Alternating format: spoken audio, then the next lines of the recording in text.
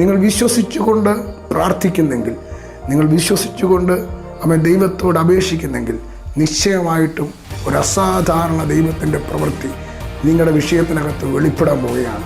വഴി തുറക്കാൻ പോവുകയാണ്. നിങ്ങൾ ഭവനം പണിയാൻ പോവുകയാണ്. നിങ്ങൾ പ്രാർത്ഥനാ ജീവിതം ആരംഭിക്കാൻ പോവുകയാണ്. ചെങ്കടലിൻ്റെ നടുവിലൂടെ വഴി തുറന്ന സർവശക്തനായ ദൈവം യേശു ക്രിസ്തുവിൻ്റെ നാമത്തിൽ നിങ്ങളുടെ ജീവിതത്തിലെ എല്ലാ വാതിലുകളും എല്ലാ അടഞ്ഞ മേഖലകളും തുറന്ന് നിങ്ങൾ അനുഗ്രഹിക്കാനിടയായിത്തീരും. കർത്താവ് നിങ്ങൾ അനുഗ്രഹിക്കട്ടെ. ഞാനൊരു വാക്ക് നിങ്ങൾക്ക് വേണ്ടി പ്രാർത്ഥിക്കാം.